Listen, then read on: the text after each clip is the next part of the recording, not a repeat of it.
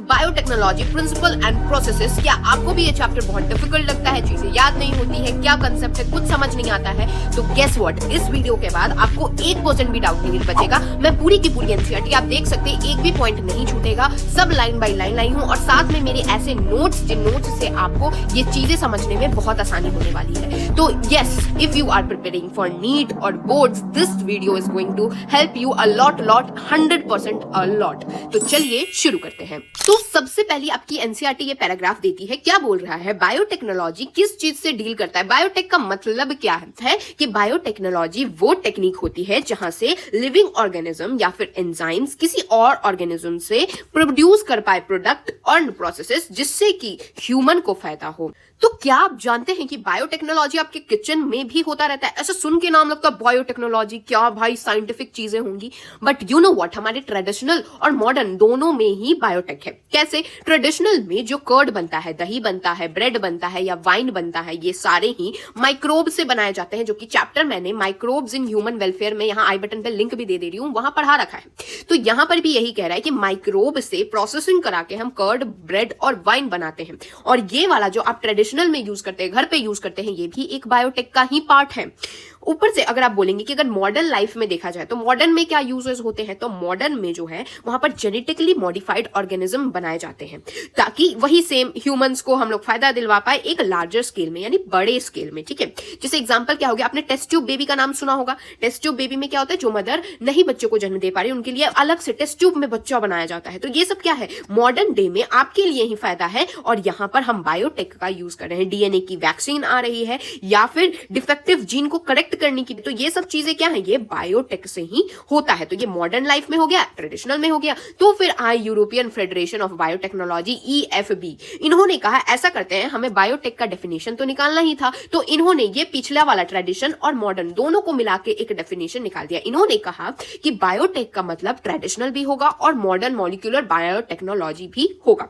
So this is the final definition given by EFB, that is the integration of natural science and organism sales, parts thereof and molecular analogs for products and services is known as biotechnology। तो अब आपको biotechnology क्या है, chapter का नाम का मतलब समझ आ गया होगा। अब देखिए बायोटेक्नोलॉजी के क्या प्रिंसिपल्स होते हैं। देयर आर मेनी, लेकिन इनमें से दो जो कोर टेक्निक्स है जिन्होंने एनेबल किया मॉडर्न बायोटेक्नोलॉजी को, वो जानते हैं। तो हम ये ट्रेडिशनल वाला अभी छोड़ रहे हैं, पहले मॉडर्न वाला बता रहे हैं। ठीक है, तो सबसे पहला आता है दैट इज जेनेटिक इंजीनियरिंग। इस जेनेटिक इंजीनियरिंग में क्या होता है, टेक्निक्स जो होती हैं वो ऑल्टर कर देती है केमिस्ट्री का, किसका, जेनेटिक मटेरियल जैसे डीएनए और आरएनए का, और इसको इंट्रोड्यूस करती है फिर किसी होस्ट ऑर्गेनिज्म में। और क्योंकि इसका जेनेटिक मटेरियल चेंज है, तो अब जिस होस्ट ऑर्गेनिज्म में जाएगा उसका भी ये फिनोटाइप को चेंज कर देगा। नहीं समझ आ रहा, फिर से समझा रही हूं, ध्यान से सुनिए। ये है हमारा डीएनए आरएनए, इसको हमने कुछ चेंज कर दिया, ऑल्टर कर दिया, हमें जैसा चाहिए था वैसा कर दिया। अब ये है हमारा होस्ट ऑर्गेनिज्म। अब ये वाला जब इसमें जाएगा तो ये वाला जो है इस वाले इंसान को भी चेंज कर देगा। तो यही हो गया जेनेटिक इंजीनियरिंग। और फिर नेक्स्ट आता है बायो प्रोसेस इंजीनियरिंग। इसमें क्या होता है, यहां मेंटेनेंस होती है स्टेराइल माइक्रोबियल कंटामिनेशन फ्री, यानी कि बिल्कुल ही साफ सुथरा करके यहां किया जाता है। कहां, केमिकल इंजीनियरिंग प्रोसेस में। और फिर जिससे क्या होता है कि सिर्फ जिन डिजायर बर्न माइक्रोब्स या यूक्रियोटिक सेल आपको चाहिए होता है ना, उन्हीं को ग्रो किया जाता है और इसको लार्ज क्वांटिटी में ग्रो किया जाता है ताकि मैन्युफैक्चर हो पाए, बायोटेक्नोलॉजिकल प्रोडक्ट्स को मैन्युफैक्चर कर पाए, जैसे कि एंटीबायोटिक्स हो गई, फिर वैक्सीन हो गई, एंजाइम्स हो गई, इन सब चीजों को। तो ये क्या होता है, दोनों में एक बार मैं डिफरेंस बता दे रही हूं। देखिए जेनेटिक इंजीनियरिंग में क्या हो रहा है, डीएनए है, आरएनए है, इनको हम लोग ऑल्टर कर दे रहे हैं, ऑल्टर करने के बाद किसी होस्ट में डलवा रहे हैं तो होस्ट भी ऑल्टर हो जा रहा है। बायो प्रोसेसिंग इंजीनियरिंग में क्या हो रहा है, बायो प्रोसेस कर रहे हैं। इसमें क्या हो रहा है, कंटामिनेशन फ्री, यानी कि किसी तरीके से माइक्रोब कंटामिनेट नहीं करेगा। सबसे पहले जो आपको डिजायर्ड माइक्रोब या यूक्रियोटिक सेल चाहिए उसको ग्रो करने दीजिए, ग्रो करके उसके बाद एक लार्ज क्वांटिटी में ग्रो करवा के फिर उसको बायोटेक्नोलॉजिकल प्रोडक्ट्स बनवा दीजिए। क्या क्या है, एंटीबायोटिक्स बना सकते हैं आप, वैक्सीन बना सकते हैं, एंजाइम्स बनवा सकते हैं। तो अब हम जानेंगे किस तरीके से जेनेटिक इंजीनियरिंग होता है, किस तरीके से ऑल्टर करके होस्ट में डाला जाता है। तो यहां पर ये बोल रहे हैं कि आपको तो पता होगा ना कि सेक्सुअल रिप्रोडक्शन ज्यादा प्रेफरेबली एडवांटेज देता है एसेक्सुअल से। क्यों? क्योंकि सेक्सुअल रिप्रोडक्शन में वेरिएशन आने के चांसेस होते हैं, जिससे कि unique combination, genetic setup new बनते, क्योंकि एक पेरेंट से एक आया, दूसरे पेरेंट से आया, तो जो नया बनेगा वो नया बन के आएगा, निकलेगा। लेकिन जो एसेक्सुअल होता है वो एक ही पेरेंट बार बार बार बार हो रहा है, तो क्या जेनेटिक चेंजेस आएंगे? एसेक्सुअल में नहीं आते हैं, सेक्सुअल में वेरिएशंस आते हैं जो कि ऑर्गेनिज्म के लिए बेनिफिशियल होते हैं, पॉपुलेशन के लिए बेनिफिशियल होते हैं, सर्वाइवल एडवांटेज ज्यादा होता है।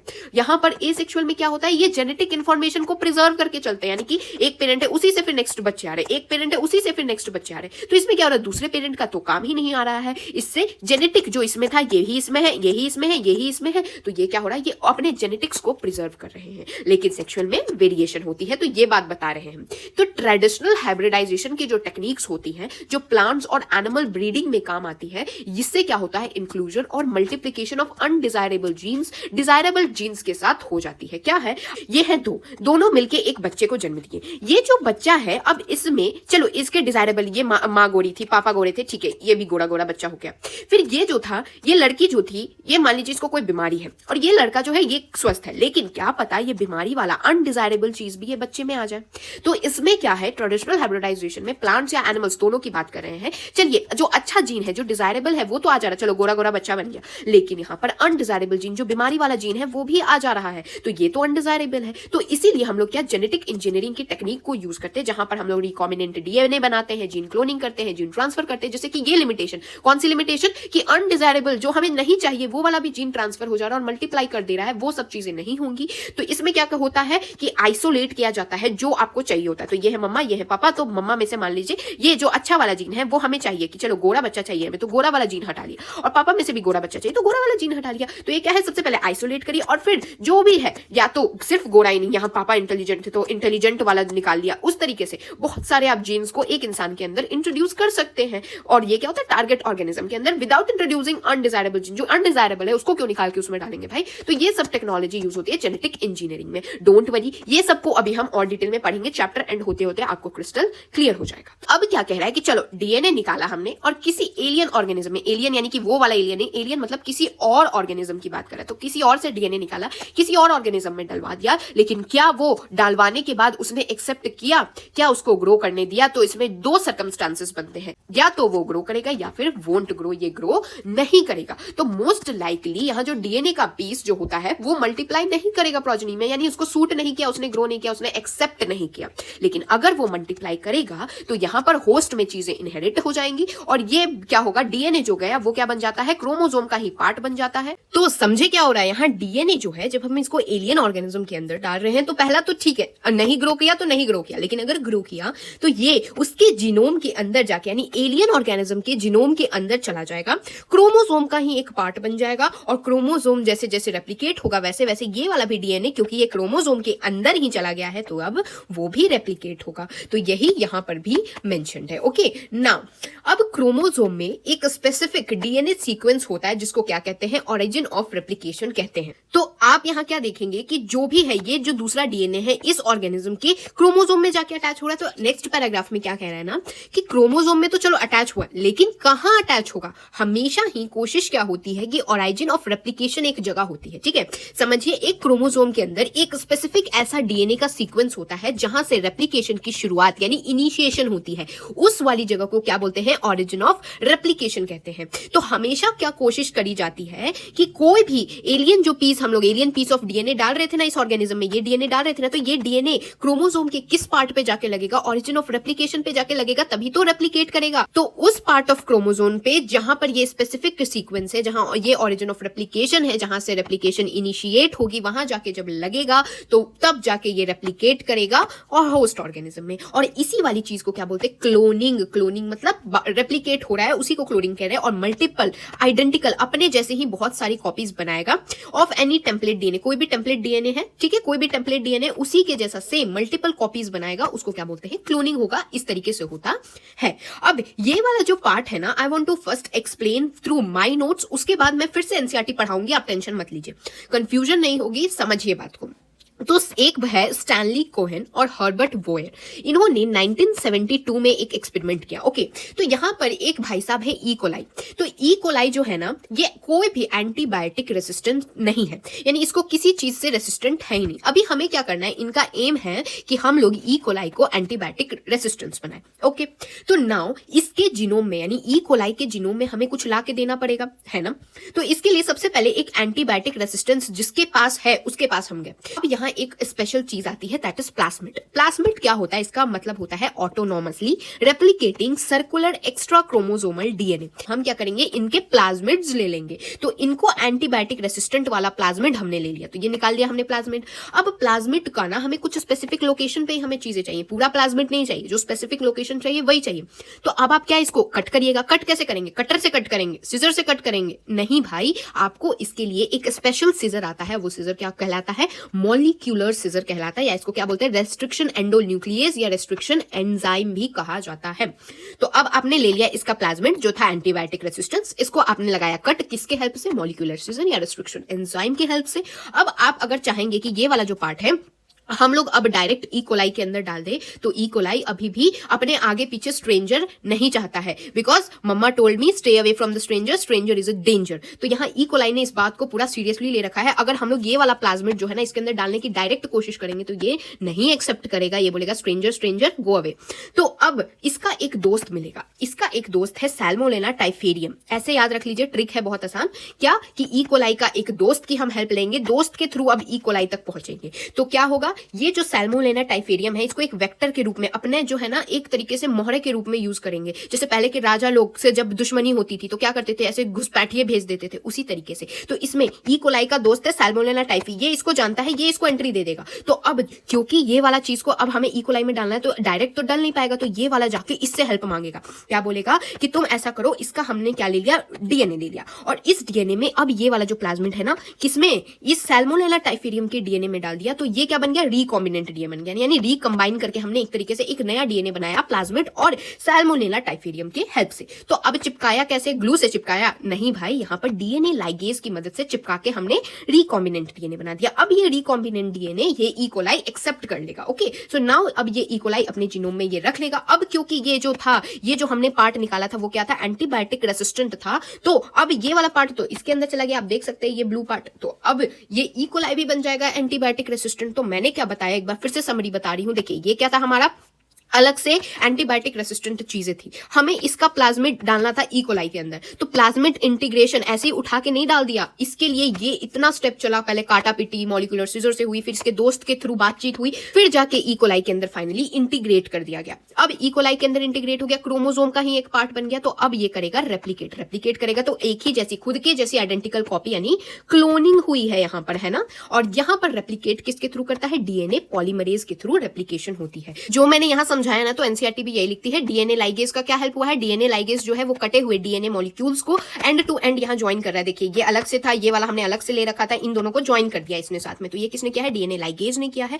उसके बाद यहां पर क्या होता है, ये जो नया डीएनए बनता है उसको हम लोग क्या बोलते हैं, रिकॉम्बिनेंट डीएनए बोलते हैं। तो ये जो नया डीएनए कंबाइन करके डीएनए लाइगेज की हेल्प से बना, ये रिकॉम्बिनेंट डीएनए हो गया। पहुंचने के लिए, इसको ई कोलाई तक पहुंचने के लिए किसकी हेल्प लगी थी, सैल्मोनेला टाइफेरियम की। क्यों हेल्प लगी थी, क्योंकि ये जो सैल्मोनेला था वो बैक्टीरिया क्लोजली रिलेटेड था एशर्शिया कोलाई से, एशर्शिया कोलाई ही ई कोलाई है, तो उसी से रिलेटेड था, तो उसके हेल्प से ये पहुंचा था। एक बार यहां पर ये इंटीग्रेट हो गया प्लाज्मिड, उसके बाद डीएनए पॉलीमरेज की हेल्प से ये मल्टीपल कॉपीज बनाएगा। इसी को हम लोग क्या बोलते हैं, क्लोनिंग बोलते हैं। तो यही है एक्सपेरिमेंट जो 1972 में हर्बर्ट बॉयर और स्टैनली कोहेन ने किया था। यही यहां एनसीईआरटी में भी मेंशन्ड है। मैं इसको पूरी डायग्राम से, पूरा व्यू के साथ आपको विजुअलाइज करवाना चाहती थी। अब आता है कि आपको इससे क्या पता चल रहा है कि 3 बेसिक स्टेप्स होते हैं एक जेनेटिकली मॉडिफाइड ऑर्गेनिज्म बनाने के लिए। सबसे पहले identification of DNA with desirable genes, यानी आपको जो जीन चाहिए, जैसे यहां हमें क्या चाहिए था, एंटीबायोटिक रेजिस्टेंट वाला चाहिए था, तो हमने एंटीबायोटिक रेजिस्टेंस वाली चीजें ली थी, है ना। तो आपको जो चाहिए डिजायरेबल, वो पहले तो सेलेक्ट करिए। आपका मकसद क्लियर होना चाहिए, क्या चाहिए आपको। उसके बाद next, introduction of the identified DNA into host, यानी कि अब ये आपने जान लिया ये वाला डीएनए हमें पहुंचाना है, इस डीएनए को अब होस्ट के अंदर आपको डालना है। ओके, उसके बाद इस होस्ट को, डीएनए जो गया उसके अंदर, उसको मेंटेन भी करके रखना पड़ेगा। और फिर अब पता चला आपने यहां तो डाल दिया, लेकिन अगली प्रोजेनी में ये मल्टीप्लाई ही ना हो, तो इसीलिए यहां पर ये भी जरूरी होता है कि इंटीग्रेशन करने के बाद, यहां प्लाज्मिड को इंटीग्रेट करवाने के बाद भी ये नेक्स्ट प्रोजेनी में भी ट्रांसफर करे। ये तीनों चीजों का हमें बेसिक स्टेप्स रहती है जीएमओ यानी जेनेटिकली मॉडिफाइड ऑर्गेनिज्म बनाने के लिए। तो नाउ अब हम यूज करेंगे क्या, tools of recombinant DNA technology. ये क्या है, अभी जो हमने एक छोटा सा प्रोसेस पढ़ा है उसको अब हम पूरा एक एक पार्ट पढ़ने वाले हैं। तो इसमें क्या है, आपको इससे क्या पता चला कि सबसे पहले आपको किस किस चीजों की जरूरत पड़ेगी, रेस्ट्रिक्शन एंजाइम की जरूरत पड़ेगी। रेस्ट्रिक्शन एंजाइम क्या करता है, काटता है। तो आपको जो भी डीएनए इतना बड़ा होता है उसमें से जो इंपॉर्टेंट चाहिए वो वाला पार्ट आप कट करेंगे ऑब्वियसली, तो कटिंग के लिए तो रेस्ट्रिक्शन एंजाइम चाहिए। फिर पॉलीमरेज एंजाइम चाहिए, वो किसके लिए चाहिए, डीएनए पॉलीमरेज वाला जो एंजाइम है जिससे रेप्लिकेशन हो पाए। आपने डाल तो दिया, एक में डाल के क्या कर लोगे भाई, जब तक वो रेप्लिकेट नहीं करेगा तब तक वो अपनी प्रोजेनी नहीं बढ़ाएगा, आपका कोई फायदा नहीं होगा। फिर लाइगेज किस लिए चाहिए, जो दो डीएनए हमने चिपकाया आपस में वो किसकी हेल्प से होता है, लाइगेज की हेल्प से। एक वेक्टर, एक दोस्त तो चाहिए होगा जिससे कि वो उसके अपना मकसद पूरा कर पाए। अपना कोई तो एक मोहरा होना चाहिए ना जो साथ में चलेगा, तो वो क्या है, वेक्टर साथ में चलेगा। और एक जिसको में डलवाना है वो तो होना ही चाहिए। पता चला आप पूरा प्रोसेस कर रहे, डलवाना किसमें पता ही नहीं है। तो ये सब चीजें कुछ इंपॉर्टेंट चीजें होती हैं यहाँ रिकॉम्बिनेंट बनाने के लिए। तो अब सबसे पहले सबको डिटेल में पढ़ेंगे, रेस्ट्रिक्शन एंजाइम क्या है, पॉलीमरेज एंजाइम क्या है, लाइगेज क्या है, वेक्टर क्या है और होस्ट कैसा है, ये सब चीजें हम पढ़ने वाले हैं। ठीक है, तो सबसे पहले अभी हम शुरू करने वाले हैं रेस्ट्रिक्शन एंजाइम के बारे में। तो रेस्ट्रिक्शन एंजाइम मैंने आपको बताया कट करने के काम आता है, दिस इज मॉलिक्यूलर सीजर। लेकिन खोज कैसे हुई, तो यहाँ पर ईयर 1963 में क्या देखा गया कि ये है हमारा एशेरिया कोलाई, इस पे एक बैक्टीरियोफेज ने डाला अटैक किया। तो ई कोलाई ने खुद को प्रोटेक्ट करने के लिए दो तरीके किए। सबसे पहले क्या किया, इसने डीएनए को ही कट कर दिया, और दूसरा तरीका क्या है, मिथाइल ग्रुप अपने ऊपर लगा दिया। ऐसा समझ लीजिए कि अटैक हुआ है। अटैक होने पे क्या होगा, राजा महाराजा लोगों पे अटैक होता है, तो एक राजा महाराजा क्या होते हैं, सेना से लड़ने उतर जाते हैं। तो ये क्या है, एक तरीका क्या है, लड़ने उतर जाओ।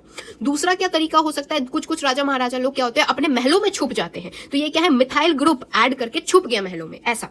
तो यहां पर हमें जो जरूरत है, हमने क्या देखा कि अरे ये तो डीएनए को कट कर दे रहा है, इसका मतलब इस वाले चीज को हम क्या, रेस्ट्रिक्शन एंडोन्यूक्लियेज की मदद से ये डीएनए को कट कर दे रहा है, इसका मतलब ये हमारे काम आ जाएगा। ये छुपने वाला राजा तो हमारे काम नहीं आने वाला है। तो इससे हमने क्या जाना कि दो एंजाइम्स यहां पर बैक्टीरियोफेज को एशेरिया कोलाई पे ऊपर जमने नहीं दे रहे, उसको बढ़ने नहीं दे रहे। कौन कौन सा, ये दो है। तो इसीलिए जो कटिंग वाला है ना, वो बनेगा हमारा रेस्ट्रिक्शन एंडोन्यूक्लियेज मॉलिक्यूलर सीजर। तो सबसे पहला रेस्ट्रिक्शन एंडोन्यूक्लियेज जो खोज की गई थी वो क्या है, हिंद 2। तो हमेशा याद रखिएगा सबसे पहले हमारा हिंदुस्तान, ऐसे ट्रिक से कि हिंदुस्तान हमारा सबसे आगे सबसे पहले, तो हिंद 2 जो होगा वो पहला रेस्ट्रिक्शन एंडोन्यूक्लियेज पता चला होगा। इनका जो कैरेक्टराइजेशन है ना 5 साल बाद हुई है, लेकिन पहले सबसे पहला रेस्ट्रिक्शन एंडोन्यूक्लियेज हिंद 2 ही था। अब ये क्या पता चला कि जो हमारा हिंद 2 है ना, वो हमेशा ही डीएनए को एक पर्टिकुलर पॉइंट पे ही कट करता है, एक पर्टिकुलर पॉइंट को रिकॉग्नाइज करता है, एक स्पेसिफिक सीक्वेंस को रिकॉग्नाइज करता है जो कि 6 बेस पेयर्स का होता है। ये जो होता है ना, इसको क्या कहते हैं, रिकॉग्नाइजेशन सीक्वेंस। तो अब समझिए क्या बात हुई। ठीक है, हमने सीजर निकाल लिया, सीजर था हिंद 2। तो क्या देखा गया कि जब हमने डीएनए उसको काटने के लिए दिया ना, तो इसका मतलब ये नहीं है कि पूरा का पूरा उसने डीएनए धर के काट दिया, नहीं। यहां पर हिंद 2 जो है ना, एक 6 बेस पेयर्स का, बेस पेयर क्या होता है, ये मॉलिक्यूलर वाला चैप्टर में मैंने पढ़ा रखा था, क्या ए जी सी टी जो होता है ना, वो सब चीजें। तो ये क्या देखा गया कि 6 बेस पेयर का एक स्पेसिफिक सीक्वेंस होता है ना, वहीं ये हिंद 2 वाला काट रहा है, हर जगह नहीं काट रहा है, उसका एक पर्टिकुलर पॉइंट है वही काट रहा है। उसी को क्या बोला जाता है, रिकॉग्नाइजेशन सीक्वेंस हिंद 2 के लिए। ठीक है, तो ऐसा हिंद 2 ही नहीं, बहुत सारे और 900 और ऐसे सीजर्स हैं हमारे पास। कैसे, 230 स्ट्रेन ऑफ बैक्टीरिया में से 900 ऐसे सीजर्स यानी कि रेस्ट्रिक्शन एंजाइम्स की खोज हुई है, और इन 900 का डिफरेंट रिकॉग्नाइजेशन सीक्वेंस है। यानी जो हिंद 2 होता है ना, उसका क्या सीक्वेंस होता है, GTTAAC सीक्वेंस होता है। इसी सीक्वेंस, इसको जहां ये सीक्वेंस मिलेगा वहां ये डीएनए को कट करेगा, हर जगह कट नहीं करेगा। वैसे ई को RI भी एक होता है, वो किस पे कट करता है, GAATTC, इस पे कट करता है। तो ये क्या है, एक रिकॉग्नाइजेशन सीक्वेंस है कि हिंद 2 के लिए यही जगह पे कट करेगा, ई को RI के लिए क्या यही कट करेगा। तो ये होता है, ये इसको क्या सीक्वेंस को हम लोग क्या बोलते हैं, पैलिंड्रोमिक सीक्वेंस भी कहते हैं। यानी आप सीधा पढ़ें या उल्टा पढ़ें, इक्वल होना चाहिए। पैलिंड्रोमिक सीक्वेंस क्या होता है, अगर आपने देखा हो गया, जैसे मलयालम शब्द होता है, मलयालम शब्द क्या होता है, मलयालम में अगर आप ऐसे भी पढ़ेंगे या ऐसे भी पढ़ेंगे, दोनों आपको सेम मिलेगा। देखिए MALAYALAM मलयालम, और अगर सीधा भी पढ़ेंगे MALAYALAM मलयालम, वैसे ही। तो ये पैलिंड्रोमिक सीक्वेंस होते हैं, तो पैलिंड्रोमिक सीक्वेंस पे ही कट करता है। जैसे हिंद 2 का जैसे मैंने बताया GTTAAC। अब इसको उल्टा करेंगे तो देखिए, सी का उल्टा क्या होता है, जी होता है, ए का उल्टा टी होता है, ए का उल्टा टी होता है, टी का उल्टा ए होता है, टी का उल्टा ए होता है, जी का उल्टा सी होता है। जिसको मॉलिक्यूलर पढ़ा हुआ है उसको ये सब चीजें पता है। तो देखिए, अगर आप यहां से पढ़ेंगे GTTAAC और अगर इधर से पढ़ेंगे GTTAAC तो सेम रह रहा है, तो वो ही होता है पैलिंड्रोमिक सीक्वेंस। उसी सीक्वेंस पे कटिंग होती है, कोई भी अगर सीजर कट करेगा। तो ये हो गया पैलिंड्रोमिक सीक्वेंस के बारे में, थोड़ा सा मैंने आपको बता दिया ताकि आपको कंफ्यूजन ना हो। तो यही बताया जा रहा है कि जो हिंद 2 है उसका क्या सीक्वेंस है, मैंने बता दिया। वैसे ही 900 है तो 900 के लिए अलग अलग सीक्वेंस है। ठीक है, तो ये हो गया डिफरेंट रिकॉग्नाइजेशन साइट। अब मैंने जो आपको नाम बताया हिंद 2, ये नाम पढ़ा तो पढ़ा कैसे, अब हम पढ़ेंगे नॉमिनल नॉमेनक्लेचर। तो नॉमेनक्लेचर के लिए ये वाला आपकी एनसीईआरटी देती है और ये वाली आपकी अवि दीदी बता रही है। अवि दीदी वाली बात ध्यान से सुनना, बिकॉज अगेन ये एनसीईआरटी आपको कंफ्यूज ना कर दे भाई। पर ई को R1 ये क्या होता है, ये एसर्शिया कोलाई जो RY13 का होता है ना, उससे ये आइसोलेट किया जाता है। नाउ इसका नाम कैसे पड़ा, ये ई वाला जो पार्ट है ना, ये किसका पड़ा है, जीनस। जीनस क्या, एसर्शिया वाला जो है ना ये यहां लगा है। को ये जो CO है, यानी कि ये जो 2 लेटर्स है ना, ये किसका है, स्पीशीज का नाम है। ओके, नाउ R क्या है, स्ट्रेन। कौन सा स्ट्रेन, जैसे R स्ट्रेन होता है, S स्ट्रेन होता है ना, वैसा होता है। तो इसमें कौन सा स्ट्रेन यूज हुआ, R स्ट्रेन यूज हुआ, तो यहाँ R लगा। और यहाँ I नहीं है, ये 1 है, 1 को रोमन में लिख रखा है। तो 1 क्या है, ये ऑर्डर है जिसमें ये एंजाइम आइसोलेट किया गया, यानी किस ऑर्डर में ये एंजाइम आइसोलेट किया गया, फर्स्ट ऑर्डर में, तो ये 1 लगा हुआ है। तो ये हो गया नॉमेनक्लेचर, या जीनस और स्पीशीज किसका, प्रोकैरियोटिक सेल का यहाँ गिवन है। ठीक है, तो यही है यहाँ एनसीईआरटी में भी गिवन है। फर्स्ट लेटर जीनस, नेक्स्ट के 2 लेटर स्पीशीज, नेक्स्ट लेटर कौन सा स्ट्रेन लगाया, और लास्ट वाला कौन से ऑर्डर में ये एंजाइम आइसोलेट किया गया है, इस तरीके से नाम लिखा जाता है। नाउ मैंने आपको बताया कैची है, तो ये जो कैची क्या है, रेस्ट्रिक्शन एंजाइम। अब ये ना बिलोंग करती है एक larger class of enzyme that is called as nucleus, यानी एक न्यूक्लियस नाम की एक क्लास है, उसी क्लास का एक बच्चा है रेस्ट्रिक्शन एंजाइम, ऐसा समझ लीजिए। यहाँ पर ये 2 तरीके के होते हैं। क्या होता है, एक होता है एक्सोन्यूक्लियस, एक होता है एंडोन्यूक्लियस। काटने का काम दोनों का है, लेकिन कैसे काट रहा है ये मैटर ऑफ फैक्ट है। तो यहाँ देखिए, एंडोन्यूक्लियस अंदर यानी इंटरनल यानी अंदरूनी कट मारेगा, एक्सोन्यूक्लियस एक्सो दूर दूर यानी कि एंड्स पे कट लगाएगा। तो याद रखिए, एंडो में बीच में कट लगता है, एक्सो वाला एंड पे दोनों पे कट लगाता है। तो ये होते हैं 2 तरह के एक्सोन्यूक्लियस एंड एंडोन्यूक्लियस जो आपकी एनसीईआरटी मेंशन करती है। नाउ अब हर रेस्ट्रिक्शन एंडोन्यूक्लियस जो होता है ना, इसका फंक्शंस जो होते हैं वो inspecting by length of the DNA sequence से पता चलता है। एक बार इसको एक स्पेसिफिक रिकॉग्नाइजेशन सीक्वेंस मिल गया तो ये क्या कर देता है, उस डीएनए से जाके लिपट जाता है और कट कर देता है। तो यहां पर आपको फिगर में भी मैं अभी आपको समझाऊंगी, तो वहां पर भी मैं समझाऊंगी किस तरीके से होता है। तो यहां देख लीजिए, एक बार मैं आपको समझाना चाहती हूं, ठीक है। तो यहां पर किस तरीके से रेस्ट्रिक्शन एंजाइम अपना काम कर रहा है। तो ये लिया हमने एक वेक्टर डीएनए, ये है हमारा फॉरेन डीएनए। इस फॉरेन वाले को वेक्टर के साथ जोड़ना है, तभी तो रिकॉम्बिनेंट डीएनए बनेगा, है ना। तो यहां पर the enzyme cuts both the DNA at the same site, यानी जो एंजाइम का हम यूज करने वाले हैं वो एंजाइम दोनों को ही डीएनए को एक ही साइट पे कट करने वाला है। इसमें ई को R1 जो है ये डीएनए को बिटवीन कौन कौन से बेसिस G और A, यानी कि मैंने जो आपको अभी थोड़ी देर पहले बताया था ई को RI का क्या सीक्वेंस है, जहां वो सीक्वेंस देखेगा वहीं कट करेगा। कौन सा सीक्वेंस, GAATTC वाला, जहां सीक्वेंस देखेगा वहां कट करेगा। तो जिसको यहां सीक्वेंस दिख गया GAATTC तो ये यहां कट मारेगा, यहां पर भी इसको सीक्वेंस दिख गया GAATTC तो यहां कट मारेगा। यानी कि ई को R1 का एक ही मकसद है, GAATTC, जहां दिखेगा मैं कट वहीं मारूंगा। तो ये हो गया, इसने क्या करेगा, अब ये सेम साइट पे ही कट मारने वाला है। ये एंड वाला एक छोड़ देता है, और इसमें भी याद रखिएगा एंड वाला एक छोड़ देगा, ये आगे वाला सब कट कर देगा, ये आगे वाला सब कट कर देगा, तभी तो भाई चिपकेगा। देखिए ना, यहाँ पर इसको कैसे चिपकाओगे, ऐसे चिपकाओगे, फिर इसको इधर से जाके उठा के इस पे ऐसे रख देना है ना। तो ये वापस से आप देखेंगे तो सेम ही बनेगा। देखिए टी के आगे ए आ जाएगा, टी के आगे ए आ जाएगा, टी के आगे एक और ए आना चाहिए, टी एक और ए है, ए के आगे 2 टी, ये देखिए ए है तो टी टी आना चाहिए तो टी टी आ जाएगा, इस तरीके से। तो ये जाके चिपक जाएगा, चिपकेगा किससे, लाइगेज की हेल्प से। तो ये इसको क्या बोलते हैं, स्टिकी एंड बोलते हैं। और फिर जो नया बनता है उसको क्या बोलेंगे, रिकॉम्बिनेंट बनेंगे। ये क्या है, वेक्टर था, ये था फॉरेन, तो ये भी है वेक्टर, ये है फॉरेन, दोनों चिपक गया। रिकॉम्बिनेंट डीएनए से कट किसने किया, रेस्ट्रिक्शन एंजाइम ने, जिसका नाम था ई को R1, जिसने की कहां पर कौन सी जगह पे कट लगाएगा, एक ही 6 पेयर का बेस सीक्वेंस यहां देखता है, palindromic sequence that is GAATTC, जहां दिखेगा वहीं कट लगाएगा, वहीं कट लगा के फिर ये जो स्टिकी एंड बन गया वो स्टिकी एंड जाके चिपक जाएगा, चिपक के बनाएगा recombinant DNA. I hope you guys understood, है ना। तो चलिए एक बार एनसीईआरटी देखते हैं क्या बोल रहा है। तो ईच रेस्ट्रिक्शन जो एंडोन्यूक्लियस होता है ना, इसका फंक्शन क्या होता है, सबसे पहले देखता है, इंस्पेक्ट करता है कि लेंथ क्या है डीएनए के सीक्वेंस का। एक बार इसको एक स्पेसिफिक रिकॉग्नाइजेशन सीक्वेंस मिल जाता है तो ये जाके उस डीएनए से चिपक जाता है और उसको कट लगा देता है, जो यहाँ पर इसने कट लगा दिया। ये देखिए कट लगा दिया यहाँ पर दोनों जगह। यहाँ पर कहा, शुगर फॉस्फेट बैकबोन्स, याद रखिएगा ये किससे बने रहेंगे, शुगर फॉस्फेट, ये मॉलिक्यूलर चैप्टर में भी पढ़ना रहता है। तो ये शुगर फॉस्फेट मॉलिक्यूल से बने रहते हैं। और ये क्या, पैलिंड्रोमिक न्यूक्लियोटाइड सीक्वेंस, डीएनए में जो होता है वो पैलिंड्रोमिक सीक्वेंस मैंने आपको समझा दिया, वही यहाँ पर भी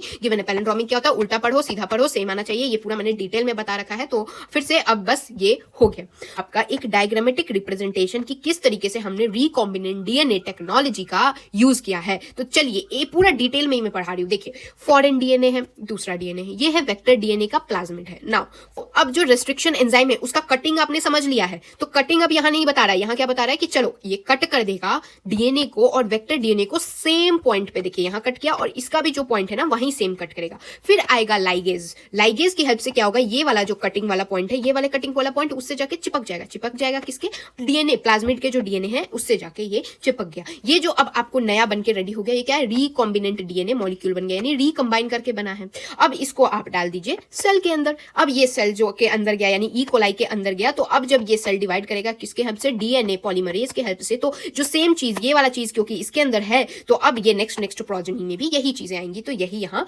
मेंशन है यहाँ पर। अब यहाँ पर आपकी एनसीईआरटी बहुत अच्छे से मेंशन करके बताती है कि रेस्ट्रिक्शन एंजाइम्स जो होती हैं वो डीएनए के स्ट्रैंड को little away from the centre of palindromic sequence cut करती है, लेकिन याद रखिए हमेशा between the same two base pairs on the opposite strand ही कट करती है। हाँ, थोड़ा सेंटर से थोड़ा दूर कट करती है। यहां पर क्या होता है कि यहां पर छोटे छोटे स्ट्रैंड्स पोर्शन एंड्स पे बच जाते हैं और इसी को स्टिकी एंड फिर बन जाता है। क्या है, यही मैं बोल रही थी कि ये जो है ना कट पूरा नहीं कर देती है, एक पार्ट, जैसे ये वाला पार्ट और ये वाला पार्ट इसने छोड़ दिया, चाहता तो ये पूरा, ये वाला यहां से यहां पूरा कट कर देता है, नहीं, इसको स्टिकी पार्ट छोड़ना है, तो स्टिकी पार्ट के लिए ये वाला पार्ट थोड़ा सा सेंटर से थोड़ा दूर ये कट लगाता है, ना कि पूरा ही कट कर देता है, ठीक है। और फिर ये जो ओवर हैंगिंग स्ट्रेचेस बन जाते हैं वो स्टिकी एंड हो जाते हैं। तो इनको इस तरीके से नाम क्यों दिया गया, स्टिकी एंड, यहाँ ग्लू लगा रहता है क्या, स्टिकी कब से बोल रहे हैं, चिपक जाता है जाके, या कोई ऐसा फेविकॉल लगा रहता है, नहीं, यहाँ पर होते हैं हाइड्रोजन बॉन्ड जो कि एक दूसरे के कॉम्प्लीमेंट्री होते हैं। कॉम्प्लीमेंट्री यानी कि एक दूसरे को पूरा कर सकते हैं, इसलिए एक दूसरे से जाके चिपक जाते हैं। क्या, तो यहाँ देखिए ये जो है, इसको टी को पूरा करने के लिए क्या चाहिए था, ए चाहिए था, टी को पूरा करने के लिए क्या चाहिए था, ए चाहिए था, ए को पूरा करने के लिए क्या चाहिए था, टी चाहिए था, ए को पूरा करने के लिए क्या चाहिए था, टी चाहिए था। और ये ए टी टी जो है वो किसके पास प्रेजेंट था, यहाँ प्रेजेंट था, तो अब ये वाला जाके इसीलिए यहाँ चिपक जाता है। हाइड्रोजन बॉन्डिंग जो है ना यहाँ ये काम आती है, ना कि आपको यहाँ पर फेविकॉल या फेविग्लू लगती है तब स्टिकी एंड बोल रहे, नहीं, यहाँ पर एक दूसरे के कॉम्प्लीमेंट्री है, यानी एक दूसरे को ये पूरा करते हैं, इसलिए ये एक दूसरे से जाके स्टिक हो जाएंगे। यहाँ पर क्या हो जाए, जैसे ही स्टिक हो जाएंगे, जिससे कि एक्शन होगी किसकी, एंजाइम डीएनए लाइगेज की, लाइगेज क्या करेगा, उसको अच्छे से और चिपका देगा। Now, restriction endonuclease are also used in genetic engineering में भी restriction endonuclease को यूज किया जाता है, क्या बनाने के लिए, रिकॉम्बिनेंट मॉलिक्यूल, डीएनए के रिकॉम्बिनेंट बनाने के लिए, रिकॉम्बिनेंट मॉलिक्यूल्स बनाने के लिए। यहाँ पर जब तक until and unless आप दोनों को सेम रेस्ट्रिक्शन एंजाइम से कट नहीं कराते हैं, तब तक ये रिकॉम्बिनेंट वेक्टर नहीं बनेगा। नहीं समझ आया, समझिए। देखिए आपने क्या किया, इस वाले को किसी और से कट कराया, इस वाले को किसी और से कट कराया। अभी मैंने बताया था 900 सीजर्स है हमारे पास, लेकिन उन 900 का सबका डिफरेंट सीक्वेंस होता है। तो अगर आपने इस वाले को अलग किसी और से कट कराया तो वो अलग सीक्वेंस पे कट कर देगा, और इस वाले को किसी और से कराया तो अलग सीक्वेंस पे कट करेगा। और अगर अलग अलग सीक्वेंस बनेंगे तो ये एक दूसरे से स्टिक कैसे करेगा, ये एक दूसरे के कॉम्प्लीमेंट्री बनेगा ही नहीं। इसलिए दोनों को ही सेम वाले से आपको सेम सीजर का यूज करके दोनों को कटवाना पड़ेगा। ये अलग अलग करिएगा तो सबका अलग अलग सीक्वेंस होता है, तो दोनों एक दूसरे के कॉम्प्लीमेंट्री हो ही नहीं पाएंगे। तो यहाँ जैसे ई को R1 का यूज किया था, दोनों के लिए ई को R1 ही यूज कर रहा है, तभी तो GAATTC वाले पे ही ये कट लगा रहा है। तो यही यहाँ पर भी मेंशन्ड है। नाउ एट दिस पॉइंट आपका काटना छाटना वाला काम हो गया है। अब आते हैं किस तरीके से हम लोग सेपरेट करेंगे, आइसोलेट करेंगे डीएनए फ्रैगमेंट्स को। यानी कट तो कर दिया इसने, लेकिन अब हमें फ्रैगमेंट्स, वो जो टुकड़े हैं वो टुकड़े तो चाहिए भाई, टुकड़े कैसे लेंगे। तो यहाँ पर कटिंग जो होती है डीएनए का रेस्ट्रिक्शन एंडोन्यूक्लियस के कारण यहाँ पर क्या बन जाता है, बहुत सारे डीएनए के, जैसे ये पूरा डीएनए था तो एंडोन्यूक्लियस जो है, रेस्ट्रिक्शन एंडोन्यूक्लियस, वो उसने कट लगाया। कट लगाने से क्या हो गया, अब छोटे छोटे फ्रैगमेंट्स ऑफ डीएनए बन गए। अब इन छोटे छोटे फ्रैगमेंट्स ऑफ डीएनए को आपको चाहिए तो सही ना, तो इसके लिए एक टेक्निक यूज होती है, दैट इज जेल इलेक्ट्रोफोरेसिस। ये क्या होता है, हम जानते हैं कि डीएनए जो होता है वो नेगेटिवली चार्ज होता है, तो डीएनए एक नेगेटिव चार्ज मॉलिक्यूल होता है। तो हम क्या करें, अगर इसको एक तरीके से, ये मैट्रिक्स होता है, ठीक है, इस पे लगा देते हैं हम लोग एगेरोज का जेल। यहाँ एगेरोज जेल पूरा ऐसे फैला दिया हमने, उसके बाद बनाया फ्रैगमेंट से, उसको डाल दिया। अब हमें फ्रैगमेंट सेपरेट करना है, तो हम जानते क्या है कि हमारा डीएनए जो है वो क्या होता है, नेगेटिव चार्ज होता है। तो अगर हम लोग इलेक्ट्रिसिटी अब इससे पास कराएंगे तो जो डीएनए है नेगेटिव वाला है वो पॉजिटिव के साइड जाना चाहेगा, यानी कि कैथोड टू एनोड जाना चाहेगा। तो याद रखिए, जो सबसे पतला आदमी होता है, आई एम नॉट बीइंग, यहां पर मैं कोई बॉडी शेम नहीं कर रही हूं, जो सबसे पतला आदमी होता है या सबसे जो छोटा बच्चा होता है वो सबसे तेजी से भागता है, लेकिन जो मोटे होते हैं या फिर जो बड़े हो जाते हैं, जो बूढ़े हो जाते हैं, वो क्या होते हैं, ज्यादा दूर नहीं भाग पाते हैं। तो उसी तरीके से जो बड़े वाले हैं, लार्जेस्ट वाले हैं, वो पीछे ही रह जाएंगे, पीछे ही रुक जाएंगे, लेकिन जो छोटे छोटे फ्रैगमेंट्स होंगे वो आगे की तरफ आपको मिलेंगे, यानी आगे के साइड मिलेंगे। अब यहाँ पर आपको डायरेक्ट भी नजर नहीं आने वाले हैं, ये नहीं कि आपको बस ये जो आपको लाल लाल दिख रहा है पूरा आपको लाल लाल ही दिखने लगेगा, नहीं, यहाँ पर भी अलग से एक स्ट्रेनिंग होती है, इस पे कलर डाला जाता है। तो इसको देखने के लिए ये आपको ऐसे नहीं दिखते हैं, इसके लिए आपको एक एथिडियम ब्रोमाइड जो होता है ना उसको डालना पड़ता है। एथिडियम ब्रोमाइड डालने के बाद यूवी रेज इस पे डालेंगे, तो इससे क्या होता है, एक ऑरेंज कलर के बैंड्स आपको दिखाई देते हैं, तब दिखाई देते हैं। तो सबसे पहले तो चलिए, आपने जेल इलेक्ट्रोफोरेसिस कर लिया, एगरोस जेल के ऊपर इलेक्ट्रिसिटी पास कराया, तो नेगेटिव चार्ज होता है हमारा डीएनए, तो नेगेटिव साइड से पॉजिटिव वो जाना चाहेगा, तो पॉजिटिव जाएगा, तो जो छोटे वाले बच्चे हैं वो जल्दी जल्दी आगे की तरफ हो जाएंगे, और जो बड़े हो गए हैं वो ज्यादा घुटनों में दर्द है, वो दर्द है, तो पीछे ही रह जाएंगे। तो ये क्या हो जाएगा, यहाँ पर हमें ऐसे नहीं दिखेगा, उसके बाद हमें एथिडियम ब्रोमाइड डाल के, यूवी रेज डाल के, तब जाके इस पे ऑरेंज कलर का आपको दिखने लगेगा। तो इसके बाद आप सेपरेट कर लीजिए बैंड्स को और इसको कट आउट करके निकाल लीजिए। ये जो निकालने का प्रोसेस है कि चलो मुझे ये वाला चाहिए था तो ये वाले को मैं निकाल लेता हूं, ये जो आपने निकाला ना इसी को क्या बोलते हैं, एल्यूशन बोलते हैं। तो एल्यूशन क्या है, ये निकालने वाली प्रोसेस को एल्यूशन बोलते हैं। और फिर इसको जो निकाल दिया अब आपने, तो इसको अब आप रिकॉम्बिनेंट डीएनए बनाने के प्रोसीजर में यूज कर सकते हैं। तो यही यहाँ भी मेंशन्ड है कि किस तरीके से होता है। यहाँ पर फोर्स क्या होता है, एनोड की तरफ ये पॉजिटिव साइड मूव करने लगता है इलेक्ट्रिक फील्ड में, किस मैट्रिक्स के ऊपर, मैट्रिक्स जो है वो अगरोज है, जो किससे बनता है, ये नेचुरल पॉलीमर होता है सीवीड्स, जो सीवीड्स होते हैं ना उन्हीं से ये अगरोज बनता है, जिससे क्या होता है अपने साइज के हिसाब से सीविंग इफेक्ट दिखाते हैं ये इस तरीके से, मैंने बता दिया। और फिर जो छोटे वाले होते हैं वो पहले दूर चले जाते हैं और जो बड़े बड़े मोटे वाले हैं वो पीछे ही रह जाते हैं। और फिर उसको आप यहाँ एथिडियम ब्रोमाइड और यूवी रेज डाल के इसको कलर कर दीजिए, ऑरेंज कलर का आपको दिखने लगेगा। फिर आपको जो चाहिए वो निकाल लीजिए, इस निकालने वाली प्रोसेस को एल्यूशन बोलते हैं। एल्यूशन निकाल के आप इसको फिर अपने रिकॉम्बिनेंट डीएनए वाली टेक्नोलॉजी में यूज कर सकते हैं। तो ये मिल गया आपको, अब आपको जो चाहिए वो चीज आपको मिल गई। अब जानते हैं क्लोनिंग वेक्टर क्या होता है। अब क्या है क्लोनिंग वेक्टर? क्लोनिंग वेक्टर क्या है, प्लाज्मिड्स और जो बैक्टीरियोफेजेस होते हैं ना, इनके पास एबिलिटी होती है रेप्लिकेट करने की किसी भी बैक्टीरियल सेल के अंदर, independent of the control of chromosomal DNA. इससे उसको फर्क नहीं पड़ता, ये एबिलिटी होती है इनके पास कि ये रेप्लिकेट के। इसके लिए क्या होता है, प्लाज्मिड और बैक्टीरियोफेज को हम लोग क्लोनिंग वेक्टर के रूप में यूज करते हैं। यहाँ बैक्टीरियोफेजेस जो होते हैं ना, इनके पास हाई नंबर पर सेल प्रेजेंट होता है, इनका कॉपी नंबर बहुत ज्यादा हाई रहता है। मतलब कि अगर कोई 1 से 2 कॉपीज पर सेल बनाते हैं कुछ प्लाज्मिड्स, लेकिन यहाँ पर अगर आप देखेंगे तो 15 से 100 कॉपी नंबर पर सेल बनाता है बैक्टीरियोफेजेस। तो आप समझ सकते हैं इसका कॉपी नंबर हाई होता है। तो इसीलिए हम क्या बोलते हैं कि अगर हम किसी तरीके से एलियन पीस ऑफ डीएनए को बैक्टीरियोफेज या प्लाज्मिड डीएनए से लिंक कर देते हैं, तो यहाँ पर कॉपी नंबर का आपको चाहिए तो at the end of the day ज्यादा से ज्यादा जितनी चीजें हो सके, तो इसलिए प्लाज्मिड या बैक्टीरियोफेज वगैरह का यूज होता है। तो जो वेक्टर्स आज अभी प्रेजेंट में यूज आ रहे हैं, यहाँ पर ये हेल्प किसके लिए हेल्प करते हैं, ताकि इजीली लिंकिंग हो पाए फॉरेन डीएनए की और सिलेक्शन हो पाए रिकॉम्बिनेंट और नॉन रिकॉम्बिनेंट की। अभी रिकॉम्बिनेंट क्या है, नॉन रिकॉम्बिनेंट क्या है, थोड़ा सा कंफ्यूजन होगा, लेकिन अभी 2 मिनट के अंदर अभी जो मैं नेक्स्ट स्लाइड बताने वाली हूं आपको क्लियर हो जाएगा। तो देखिए, क्लोनिंग करवाने के लिए 4 स्टेप्स होते हैं। सबसे पहले क्या क्या है, फीचर्स है बेसिकली। तो पहला है origin of replication, next is selectable marker, next is cloning site and next is vectors for cloning genes in plants and animals. Now सबसे पहले बात करते हैं ऑरिजिन ऑफ रेप्लिकेशन क्या होगा। इसका थोड़ा बहुत मैंने आपको शुरू में बताया दिया था। ये ऑरिजिन ऑफ रेप्लिकेशन जैसा नाम कह रहा है, ये वो सीक्वेंस होती है जहां से रेप्लिकेशन की शुरुआत होती है। तो ये सीक्वेंस ही जो है वही डिसाइड करती है कि कितना कॉपी नंबर होगा किसी लिंक्ड डीएनए का। तो याद रखिएगा, ये क्वेश्चन पूछा जा सकता है कि क्या कौन सी चीज कॉपी नंबर को कंट्रोल में रखती है। तो origin of replication. Now coming to the next point, that is selectable marker क्या होता है।